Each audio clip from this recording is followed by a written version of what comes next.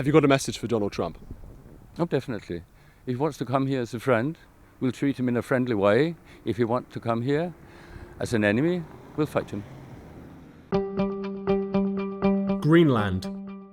Officially a territory of Denmark, now a new power is making its move on the island. I don't have to use force. I don't want to use force. I won't use force. All the United States is asking for is a place called Greenland. But Greenlanders say they won't give up their home without a fight. If it was a military invasion, I think people will be prepared to defend themselves because we have guns in our house, we have weapons, because we are hunters. So we joke a little bit about that. We can defend ourselves if it came to this. Everyone here has, even in Nuuk and even more as you get north, has like rifles, and they are very good at taking good shots with all their hunting. And there is no doubt that everyone would come and fight. You think you could have beaten the United States? Oh yes, I could have beaten. I mean, they cannot stand out with the cold weather, but we can do that, yes. My name is Stephen Edginton, and I travelled to Greenland to understand how locals are reacting to the US president. We choose the Kingdom of Denmark. We choose the EU. We choose NATO. This is not only a situation for Greenland and the Kingdom of Denmark, it's about the world order for all of us. And why growing numbers here want independence not just from America, but from Denmark too.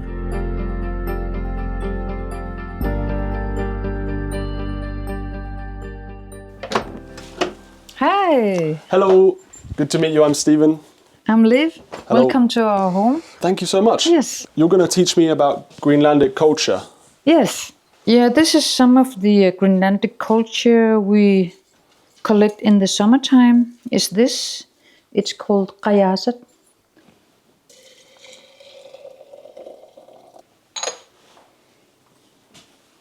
There you go. Delicious. This is the Greenlandic flag. Yeah, this is actually is very historical because this is the flag I used in the demonstration this Saturday. Greenland is not for sale. And this means, I guess, you're very proud to be from Greenland. Yes, we are very proud. And I think people really don't understand how it is to be an Inuit from Nuuk.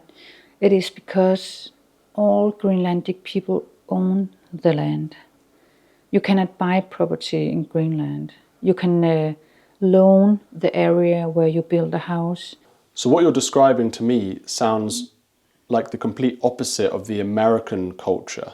This is why we Greenlanders are so afraid if the American come and take our country, because it will take away our soul, because our soul is in the land, because we live with the nature and by the nature and of the nature. This is how we have been living for thousands of years. I understand from your mum that shooting and hunting is a big thing in Greenland. Yeah, is that right? Yeah, it is.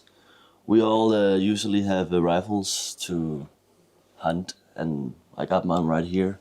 So we got the rifle here, nothing in it, of course. And we usually have a silencer because when we shoot out in the wild, the animals will hear the loud sound and they will run away. So it's pretty important to have a silencer on. I've heard from a lot of Greenlanders that they want to defend their country against Donald Trump. Yeah. And some of them even said, we have guns, we have rifles, we're ready to defend ourselves. We're good shots because we can shoot the seals and everything in the sea. Yeah. Well, that's pretty wild to me, if pretty threatening to say against Trump. But we got the military, but if it goes... Do you think you could defend? I'll defend? Yeah, why not? I'll try if it comes to that point. There's one last thing I was going to ask you. Could I maybe experience some Greenlandic food? Yes, you can. Would you like to eat some seal fat? Yes. Maybe? Yes. I don't know. So, this is dry fish. And this, actually, this is how we survived in the old ancient times, is that we don't have so much vegetables here in Greenland, so we don't have any potatoes or apples, or we only have berries, and that is not enough. The one thing that prevented us to have scurvy was this fat, actually, because it has the vitamin. It's very easy to cut. Be mind this. Just you can take. Thank you.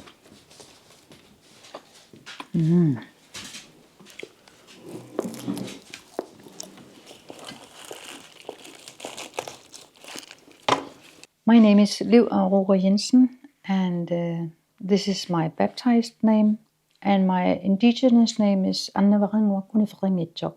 So is it a hard life here in Greenland? No, I love it. People think it's hard to live here because we have so much winter, and it's very harsh with storms and so on, but I love it. I love to be here. What about the idea that Greenland is where a lot of suicides happen, there's a lot of alcoholism? Do you recognise that as a stereotype? Yes, it's a typical view of Greenlandic people or indigenous people. And there is a reason why people take their own lives or become alcoholic.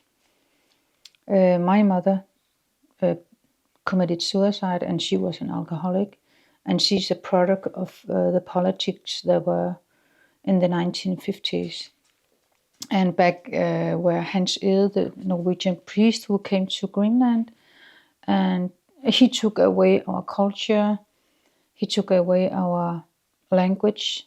Actually, it was the Dane who was the worst in 1720 when they came to here. Came to this place, and they made us feel ashamed of who we were. How did you react when you first heard that Donald Trump wanted to take over Greenland? We got really, really scared because we have never experienced that another country would take our country. Never, ever. Were you worried about an invasion?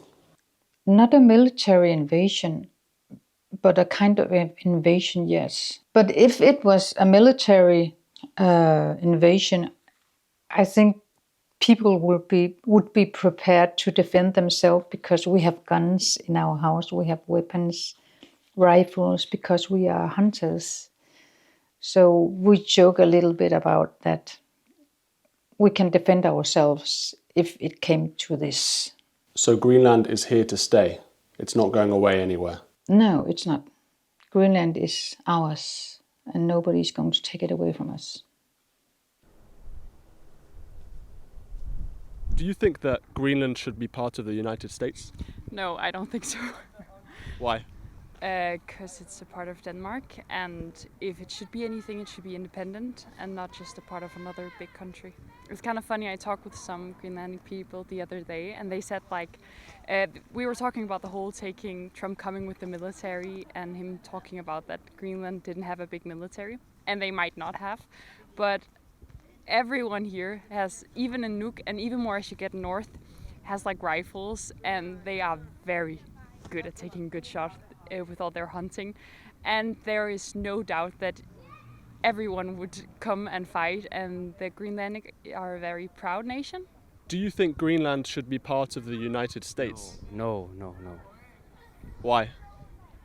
Because we can hunt deers, but not in US. Do you have a message for Donald Trump? Donald, if you see this, Greenland is not for sale. I'm tired of you. If the United States had invaded, do you think that people here would have defended themselves? Yes, I think so. We're all hunters and stuff like that. Were you preparing for an invasion?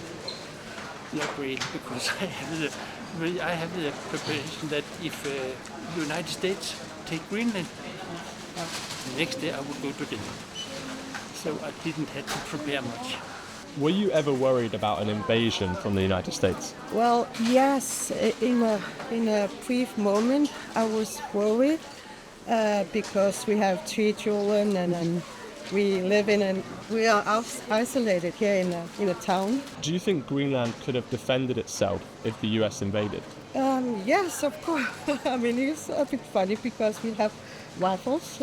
I mean, we are good hunters. We have good hunters. So, yes, I think so. Because without soldiers, yes. You think you could have beaten the United States? Oh, yes, I could have beaten. I mean, they cannot stand out with the cold weather, but we can do that. Yes.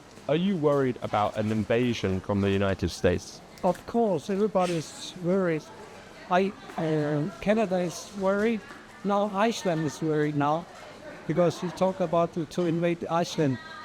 Inside, I want to fight, but I don't know how to fight because we only have guns to seals.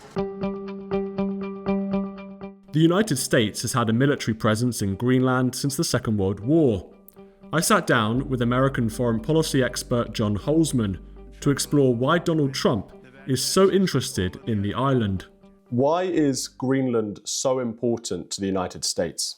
If you look at a map, the Arctic is an area which has untapped natural resources, particularly rare earths, which drive our modern society. 90% of world's rare earths are processed in China. They're not that rare. The name is a misnomer. They're not that rare, but we just don't want to do the strip mining ecologically that you have to do to get them. 2, anybody who looks at a map can see Greenland is central to the Arctic geostrategically. We need that there. We don't need it being confronted by Russia and China, and in line with the Monroe Doctrine, it's part of the Western Hemisphere. 3, if we're ever going to build Golden Dome and have proper missile defense, it will have to be over Greenland. Again, look at the map. Missiles from Russia would be coming over the Arctic, and they must be shut down ahead of getting to the United States. That's the goal. So Greenland is, again, invaluable in doing so. That's incredibly important as well. So for political reasons, geopolitical reasons, resource reasons, and defense reasons, this is a vital area, and we've just taken an utter nap about our hemisphere in the United States forever. It's been since at least Franklin Roosevelt, since we took the hemisphere seriously. In response to Donald Trump's threats against Greenland, Denmark and European countries talked about sovereignty. They talked about the fact that Greenlanders didn't want to be taken over by the United States.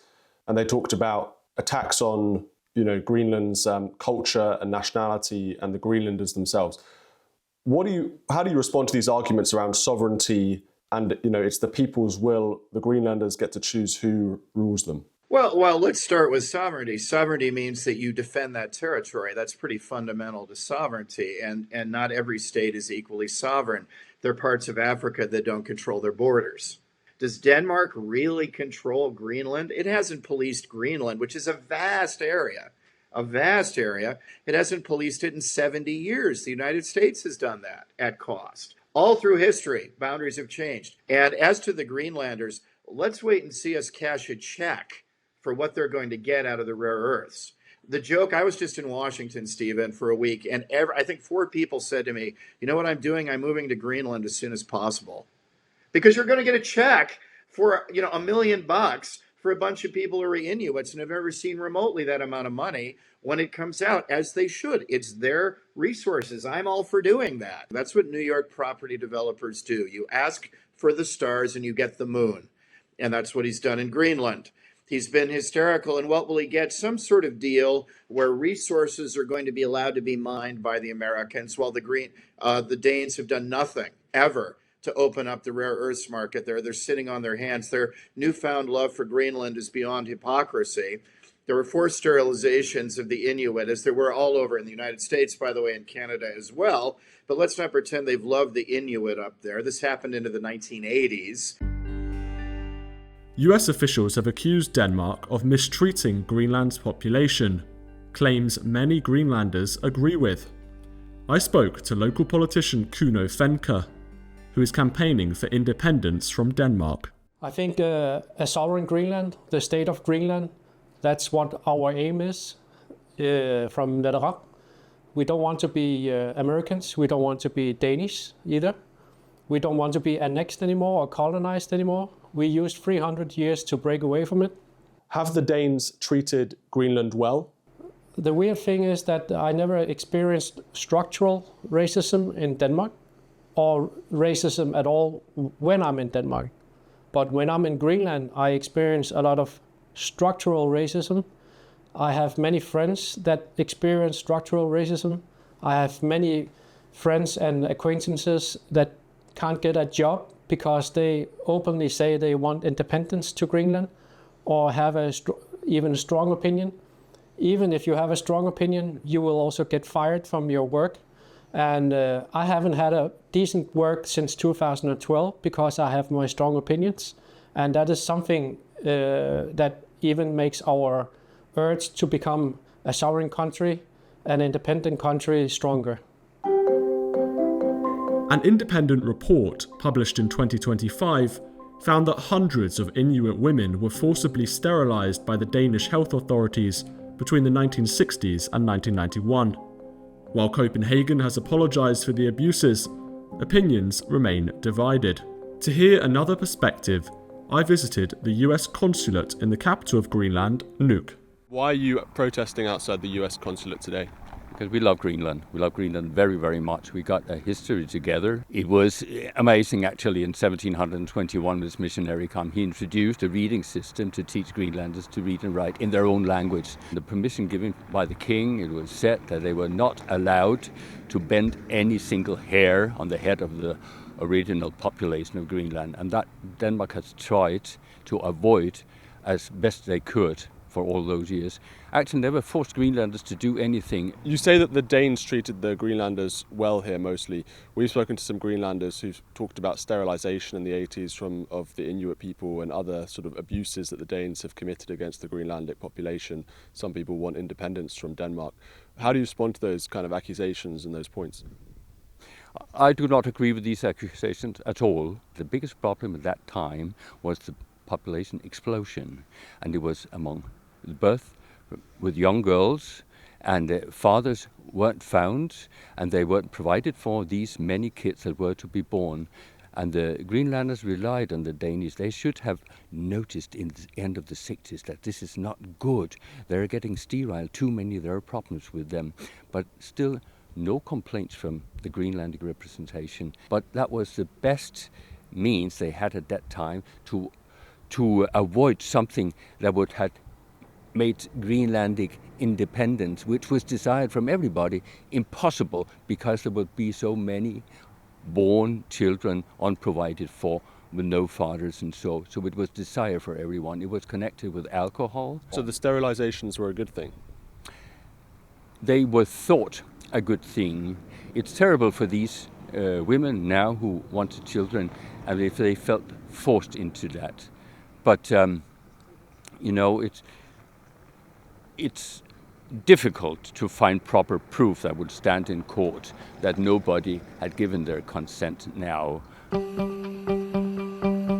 At the Davos meeting in Switzerland, Donald Trump dropped his threats against European nations and Greenland after negotiating a new outline of a deal with NATO Secretary General Mark Rutte. To understand more about the deal and what has been gained and lost, I sat down with a Danish foreign policy expert. Greenland has been strategically important for the United States since World War II. That's why they went to Greenland during World War II to prevent a German takeover during the German occupation of Denmark. And Greenland played an important role for US strategy during the Cold War. The US established a radar on the Thule Air Base, which is now called Pitufik Space Base, because it served as part of the warning chain that would inform the United States if Russia or the Soviet Union was firing nuclear missiles at the US mainland. In other aspects of military security, Greenland is not really that important. And that is also indicated by the fact that the US only has 150 personnel in Greenland. It was 15,000 during the Cold War. A lot of people talk about threats from Russia and China when it comes to Greenland's minerals, in particular in regards to China, but also its shipping lanes as the ice melts. Are those threats real? Is China and Russia interested in Greenland as a strategic location in the Arctic? Well, not if you look at it from a sort of a historical point of view. And I think it's also important to point out that China is not yet a military actor in the Arctic. They do not have the capability to operate warships or submarines in the Arctic. They may have that in 10 years from now, and China has also expressed interest in opening up mining operations in Greenland. But that has been pushed out as a result of US pressure during the first Trump administration. So at least for now, the Chinese sort of mining challenge is non-existent. Russia has never expressed any interest in Greenland whatsoever, whether from a mineral point of view or from a military point of view. Russia does not need any minerals in Greenland. And if you talk to any geologist or any mining expert, they will also tell you that it's simply not economically viable to mine up there at the moment. And it's unlikely to be viable 20 years from now, because even with the ice melting, it's still going to be very, very expensive from a logistical point of view to do any sort of large-scale mining in Greenland. So again, these threats and these concerns have probably been overblown. What do you make of Donald Trump's diplomacy in the last week? Obviously, he's rowed back now on those threats he was making to invade Greenland, to impose tariffs on European countries. Do you think that this has been a win-win situation where the United States has got this good deal, NATO is happy because these threats have gone away? What's your assessment? Well, I wouldn't call it diplomacy. I would call it attempted blackmail, and I would say that it has created a lose-lose situation. And the best indication of this is Zelensky's speech at Davos, where he was complaining about the US and NATO talking more about Greenland than the real threat posed by Russia in Ukraine. Now, for obvious reasons, that is his main concern, but it's hard not to agree with him that we have basically, given both China and Russia a gift by squabbling over Greenland in a situation where our attention and priorities probably should have been elsewhere. No matter how you look at this crisis, there's no doubt that it has damaged relations between the United States and Europe considerably. The US has not gotten anything it could not have gotten by simply talking to Copenhagen and Greenland and NATO. So was Donald Trump's diplomacy a complete failure? I asked John Holzman. Donald Trump is a New York property developer. New York property developers have a way of working that is different than the mannered European diplomats who have accomplished nothing over the last 2 generations. That's that you ask for the stars and you end up with the moon. Let's remember that everyone, since time began, has been criticizing Europe, for instance, about its defense spending. The elegant Obama, the most overrated politician of our era, rightly, in term paper fashion, got this right, and then accomplished nothing, being polite to Europeans and lying to them at cocktail parties. Rather, Donald Trump says, if you don't do exactly what I want, I'm leaving NATO tomorrow. Hysteria ensues in The Guardian and elsewhere. The Europeans get their act together. And then he says, well, actually, I won't leave, but you have to spend 3.5% of GDP in the near term. And, 5's the fake number, but really 3.5%. And so Europeans say, aha, he backed down. He didn't leave NATO. It's a taco. The guy just got a 3.5% commitment from Europeans. And it explains what's going on with Marco Rubio in Panama. It explains what's going on in Greenland. It explains what just went on in Venezuela. It's all the same thing. In a multipolar world with the U.S. as chairman of the board, but a lot of other board members, you secure your near abroad. Powers is a wellspring that springs from your people and your neighborhood. That's how spheres of influence work. He's just thrown the Chinese out of Venezuela. They met with Maduro 3 minutes before he was captured. That made a point. He's thrown the Chinese companies out of either end of the Isthmus of Panama, a move Teddy Roosevelt would love. And now he's looking at the do-nothing Danes and saying, either you deal with us on this or we're just going to walk in and take it. And you and 3 dog sleds aren't going to stop us. Greenlanders are deeply proud of their culture and history and say they have no interest in giving up their country to the United States. However, many also wish to be independent of Denmark, and Donald Trump has only added fuel to the fire of the Greenlandic independence movement. In the meantime, the United States will continue to use Greenland as an important base for military operations. and American influence on the island is only likely to increase. Yet, in Greenland, one message is unmistakable: this land is not for sale.